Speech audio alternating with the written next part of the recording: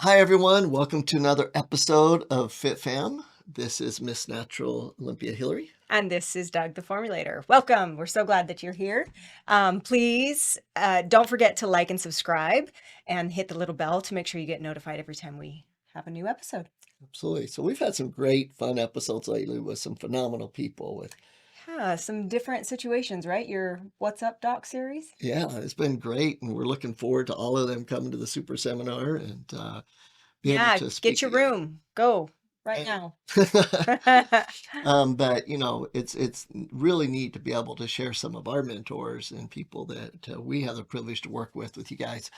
And so today we're kind of going back a little bit and going over one of our favorite subjects, and one that I think will be of interest to most of you just because of the angle we'll take and some of the truths that aren't talked about real often. I think it's your favorite subject because it's about health, but it's my favorite subject because we're talking ultimately about food.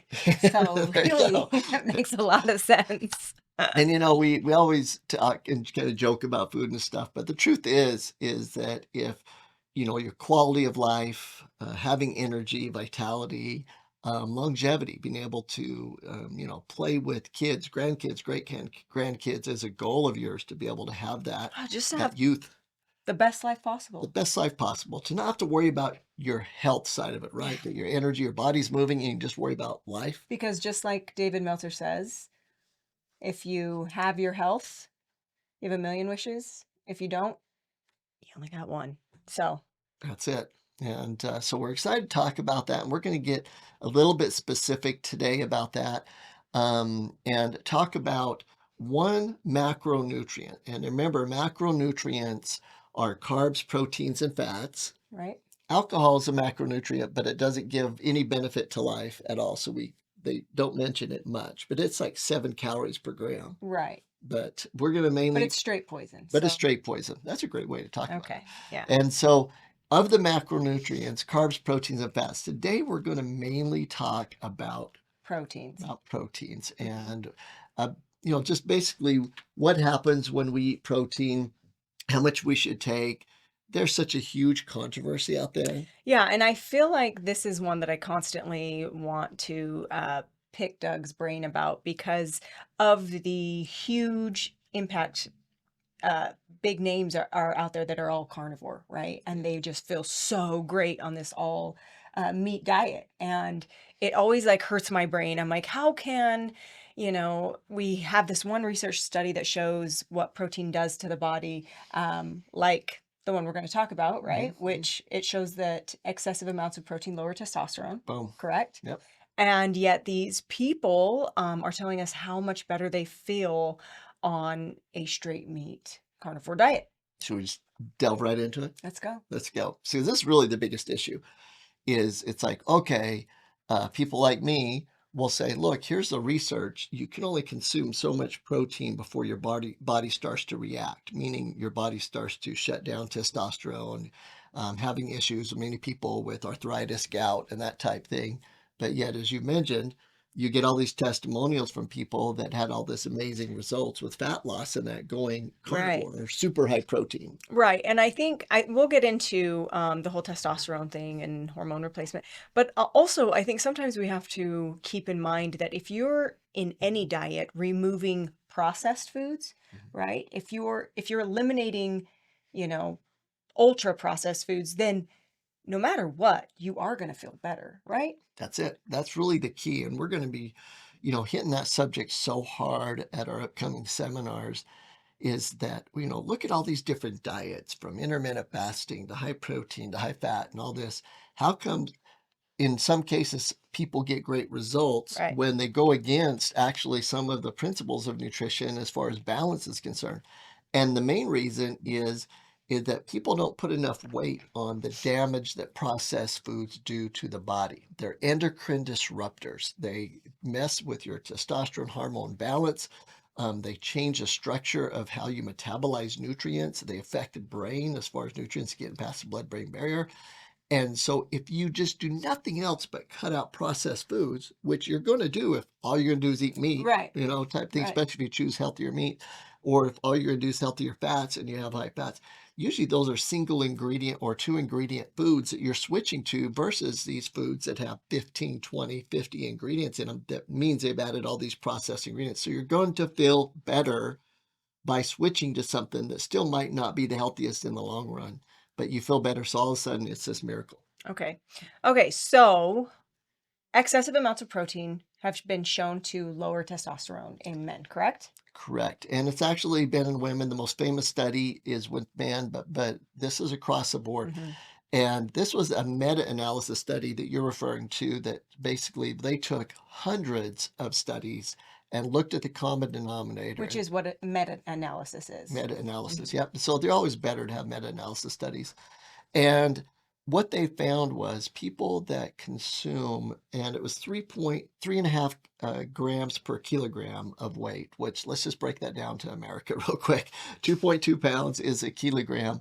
And so if you have 3.5 grams per kilogram, really that's kind of like a normal bodybuilding protein diet where it's just over a gram per pound, Mm-hmm. right? So over a gram per pound, which is pretty normal, right, with fitness people and definitely for people that are on carnivore and that, it caused a large decrease in total testosterone.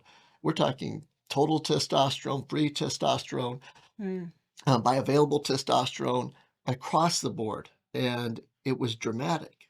So now let's go back to some of these people that we hear about, right? The Joe Rogans and different people, and even back for the Liver King before, kind of what happened with him is what Yeah, we're just going to go. just All these how people. much better they feel in general. Mhm. So if we're saying that and they're on these high protein diets, carnivore diets, meat diets, and they say they feel so much better, um, what is the probability of them being on a hormone replacement? Pretty high, huh? Yeah, pretty much.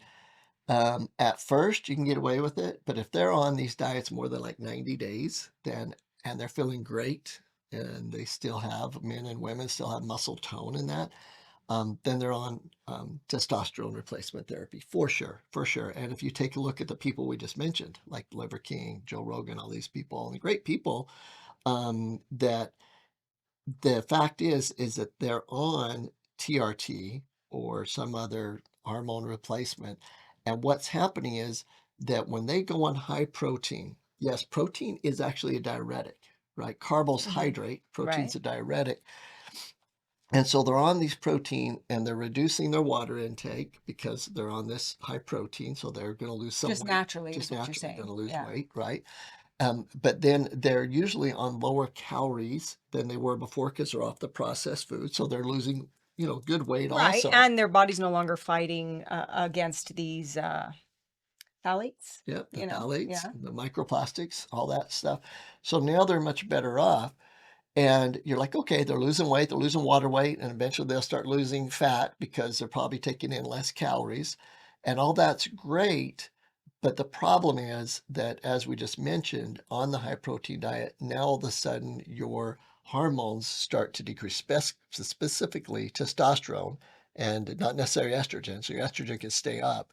And now you're getting, and this is a problem for men and women, now you're getting this huge problem. And that's why a lot of these people, even the famous medical doctor, carnivore doctor, all these people that were on it, usually once they get 6 months into it, some people, if their metabolism is a great protein digester, genetically a year into it, but usually about 6 months, they quit getting the results and they start feeling side effects, and they'll come out like some of these top medical doctors that were so big on carnivore do and say, oops, we made a mistake, Hmm. because they got the initial benefits. And if they're on TRT, they got them longer, but Hmm. eventually, it comes out because you And can't outrun it. and if you're somebody that does not break down protein naturally really well, this would affect you pretty much immediately. You'd know it wasn't for you, Yeah. right? And that's how some people say, oh, that's the worst thing in the world. It's just because they naturally don't break protein down well. And so they immediately feel the side effects of it. Right. If genetically you do break down protein well, man, it's going to be phenomenal for you for a while. Hmm. And you think it's the greatest thing. And you usually go out preaching it Hmm. and then slowly go away once you find out what it's doing to you. And that's what's happened to a lot of these people. All of a sudden, they just quit talking about it. And so we don't want to say that going on high protein is the terrible thing to do. We're just saying long term, the research is extremely clear extremely clear. Longevity, the people that live the longest in the world, the highest quality of health, the top athletes on the planet, long term, consistently do not consume extremely high protein diets. They do not do the carnivore diet. And that's one of the major factors I think we want to share is that in your case, right? For bodybuilders, for even for the doctors that we train, stuff like that. There's times when we say, yeah, put the patient on or put the athlete on extremely high protein because you're trying to manipulate a situation for a short time. Right. That's totally different than longevity, Well, that's quality of life. different than forever. That's different than this is going to be my lifestyle forever. Absolutely. Yeah. And remember, the same holds true with fats, Right. right? So that if we consume way, way too high of fats, guess what? It lowers testosterone. Now, most of the time, the research points out that if you get rid of the bad fats Mm-hmm. and increase the good fats, Mhm. actually you get hormonal balance. You get estrogen, testosterone being where it needs to be. Right. But like with anything, excess fats over time lowers hormones, excess proteins over time lowers hormones. It's about the balance. Right. It's about the balance. Right. And I think that's important for people to understand. So again, I think let's talk about the quality of proteins and fats. Right. We've talked about this before. Raw fats, they create life. Fried fats take away life. And it's funny how sometimes we think, no, I'm eating healthy fats because I'm eating nuts. And it's like, well, it depends what kind of nut you're eating. So roasted, any type of cooked, processed, roasted, baked, any type of nut that has been heat processed is not raw, and it's going to change the molecular structure of the fat into a bad fat. So if you think you're getting your good fats from things like oils or nuts, make sure that they are raw because that's the only way you're getting the healthy fat from them. And I just think it's easy to think you're doing it. Look at the packaging. Roasted, it isn't for the healthy fats. Absolutely. And as far as the oils are concerned, if you again go back to the research of the healthiest people on the planet and look at the healthiest diets, you're going to see a lot of research studies saying, hey, the healthiest diet that people are, consuming right now Mediterranean. is Mediterranean. And it's because of the healthy extra virgin olive oil is actually the main difference, and the olives and those things that are in it, which brings that in. Right. So healthier fats create optimal health. Mm-hmm. It's when, as you had mentioned, you change the structure of those fats, which is really easy to change the structure of a fat because they're so delicate. Right, yeah. Okay. And it's something to keep in mind when you do cook in oil or fat.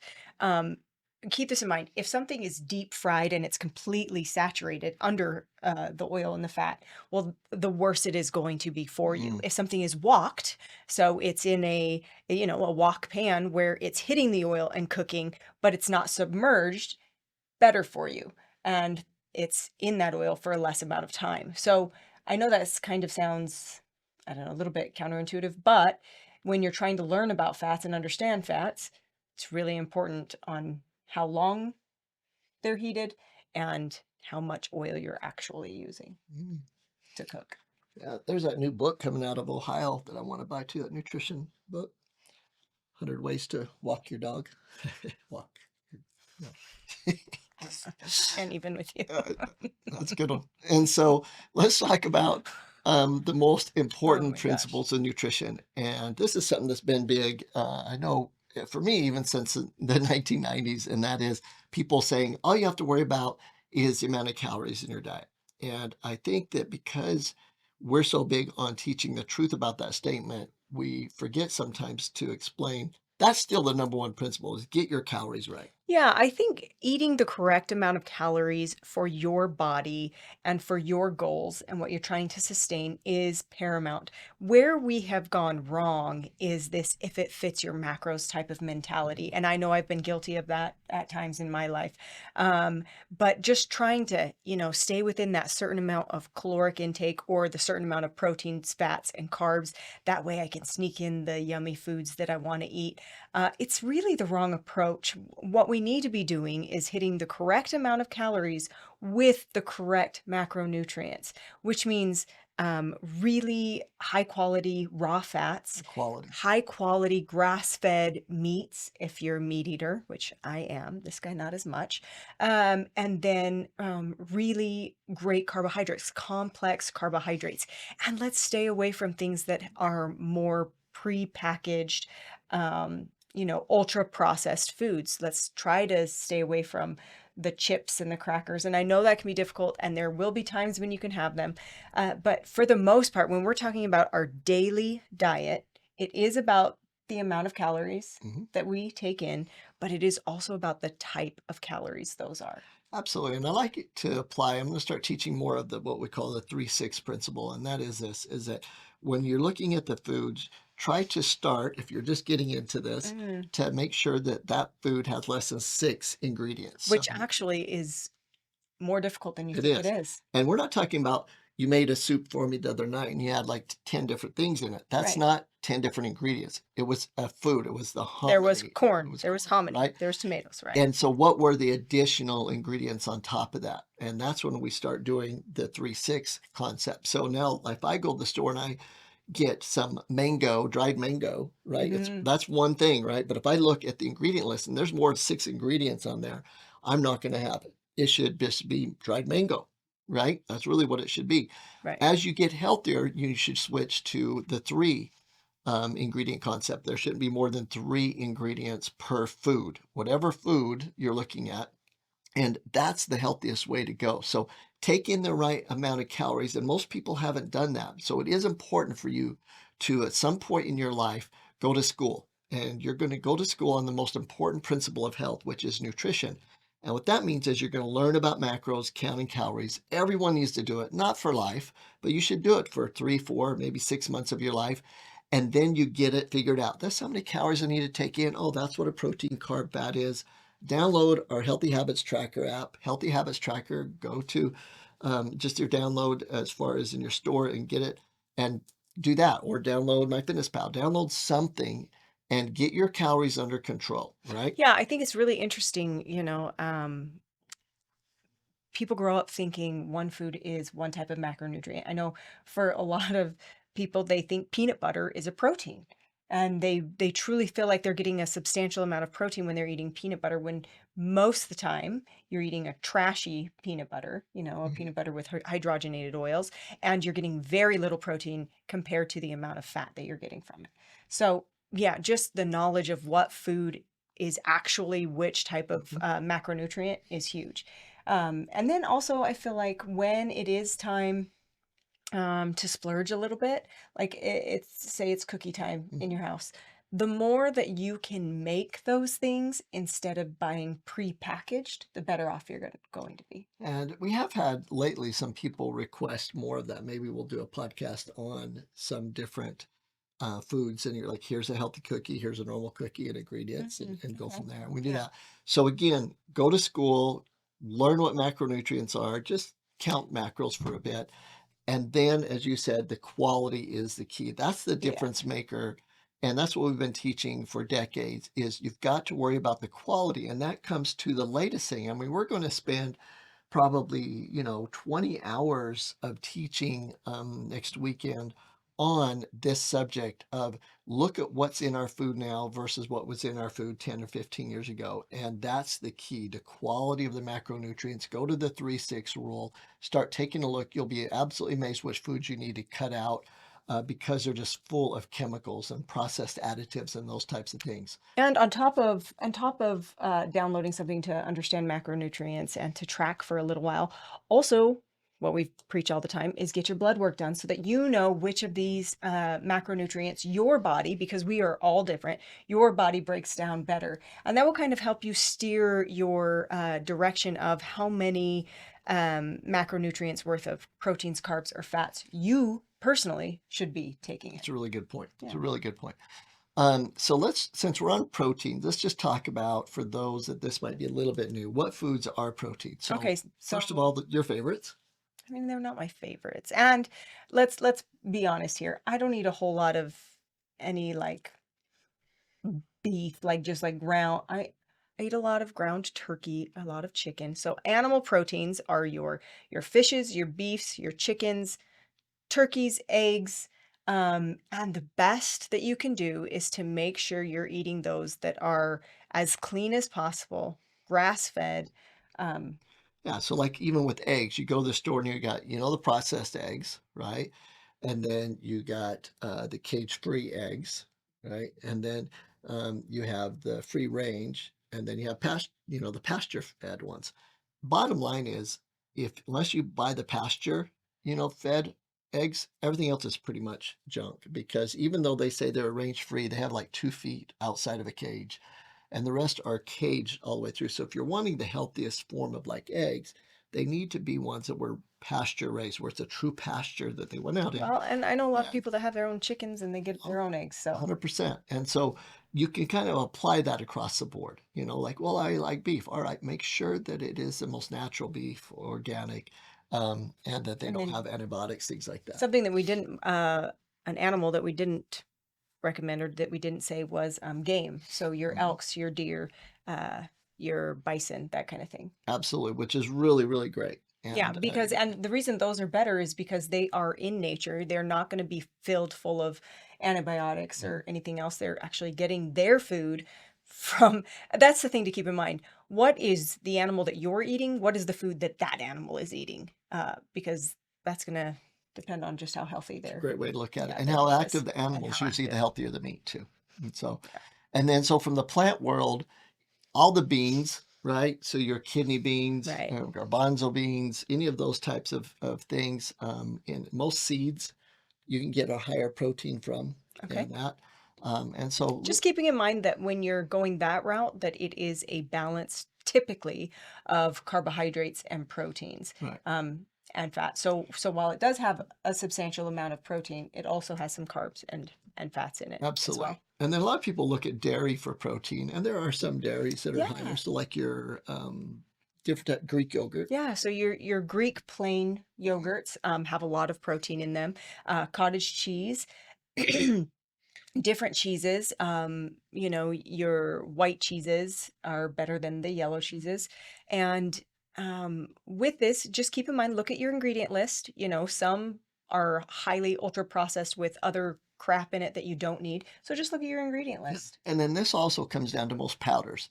Most powders are dairy based, like whey protein, which we're a big fan of whey protein. Not a fan of casein, which is the other protein found in milk that's really hard to digest and it leads to autoimmune diseases and things like that. I recommend we stay away from casein protein, but whey proteins can be great. But as Hilary just said, you need to get a whey protein that has the least amount of ingredients in it and it's not processed. And one of the key words that we use a lot is pre-digested. Anytime something's taken from its natural state, it's harder to digest unless the enzymes are added back. And so, like with our whey proteins that you can buy through OHS, or there's some other good companies out there, make sure that they have very few ingredients and that they have the enzymes or they're pre-digested in them.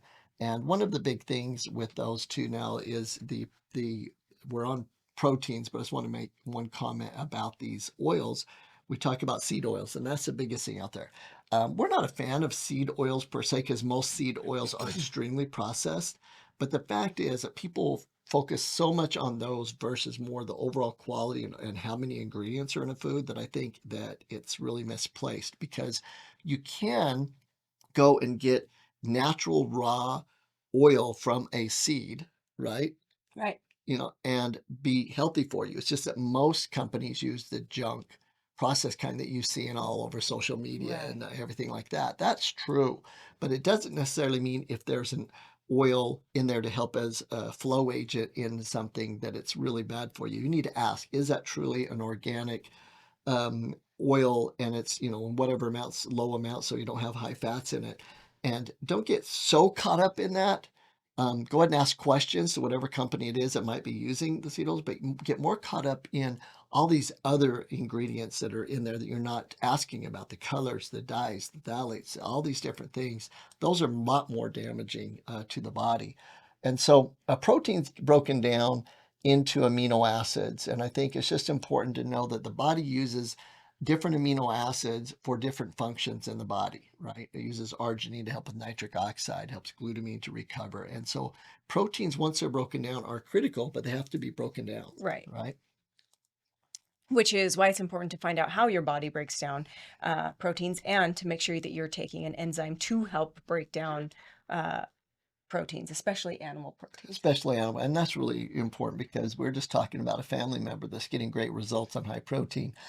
And it's going to be really interesting because I'm all for it because they're reducing their weight and they're healthier, they're stronger. And we want to just make sure, though, that as time goes on here, that the hormones are going to be balanced and, Right. you know, start transitioning a little bit more. Right. Because very few people can stay on high protein for a long period of time. But it does come back to your genetics a lot, right? Right. And so super important with that. And you know, we talked about with fats is that, you know, fats can be denatured really easily. And the truth of the matter is protein metabolism and proteins can be denatured big time in the body. But the number one thing that denatures protein and actually converts it into a harmful chemical in the body is alcohol. Wow. Alcohol is the key. So the protein metabolism and alcoholism, and this is pretty new. I'm going to actually, what we're sharing with you right now, and we'll kind of pull this up. This is an interesting one because how often do people go out for dinner and consume, you know, a really clean, beautiful meal, but they also pair it with some type of alcohol? Absolutely. And there's one specific study that I'm going to be hitting really huge at the super seminar. And again, this is pretty new stuff that's cool to understand because you do think about that steak and wine, steak and, right? You know, that type thing. And what the studies conclude, and it's very well proven, is that alcohol causes reductions to skeletal muscle protein synthesis. So what that means is alcohol stops protein from being able to be converted to the amino acids that keep the muscle strong, build the muscles, right? Help with your metabolism as far as muscle strength is concerned.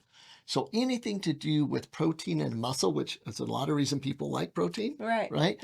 Alcohol completely negates it. It destroys protein synthesis. Interesting. And so I think that that's an important thing to understand. Now, you ever seen those pictures of people, of the kids in Africa and that, where they have the really distended stomachs and that? That's called kwashiorkor, and it's a disease from not enough protein intake. If you don't have enough protein intake, that's why you see the big extended stomachs and that. Okay, so picture that in your mind. Now jump to, let's go to men, middle-aged men, even in their 20s, 30s, and have the dad bod with the big protruded stomach.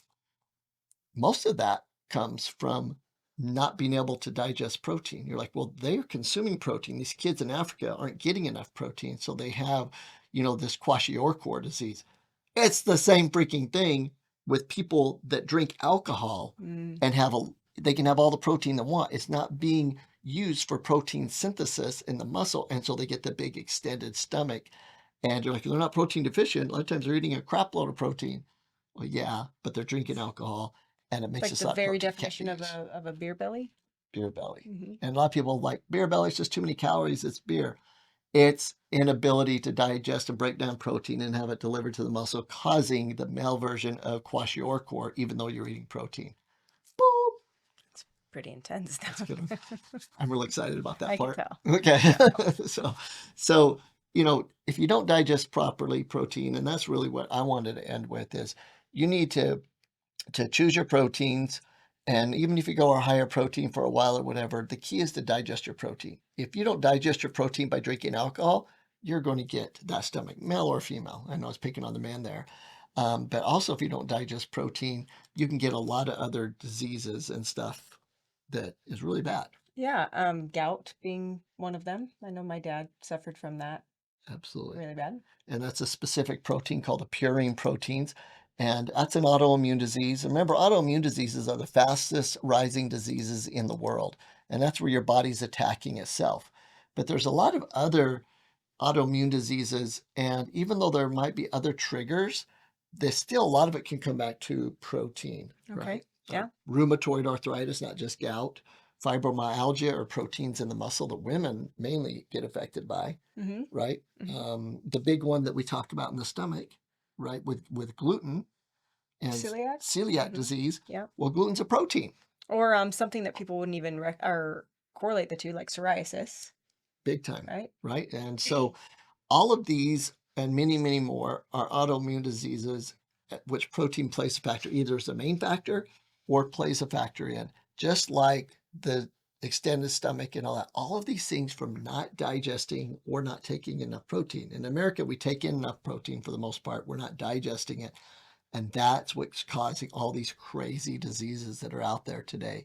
So if you're going to consume higher protein, you've got to make sure you digest it. That's why we tell everyone, take your digestible enzymes anytime you eat protein, and it'll help you to break it down so the body can use all those little amino acids. If it doesn't get broken down to those amino acids, it causes problems in the body. Boom. Boom. So protein is a huge part of health and fitness and Yeah. longevity. Yeah. Your amino acids are your building blocks. And Forgot to mention that. yeah, so they're paramount. It's just the importance of how much protein you need, breaking down your protein, and making it clean protein. Perfect. That's a great way to talk about it. So the bottom line is no matter how much protein you decide to take in, and we recommend, or I recommend, if you're looking for longevity and health, the healthiest people in the world, it's about a 0.5 gram per pound of body weight for protein, and that's actually And pushing that it a little bit. I would say is more than you consume. But Yeah. you probably don't do quite that much. Maybe. Maybe a 0.5 Maybe. gram, but probably a little less. Actually, And maybe because you do eat a lot of beans. And So so, but I make sure I stay anabolic, and the blood work shows it and Right. stuff. So, to think you need to take in a ton of protein to stay anabolic is not true.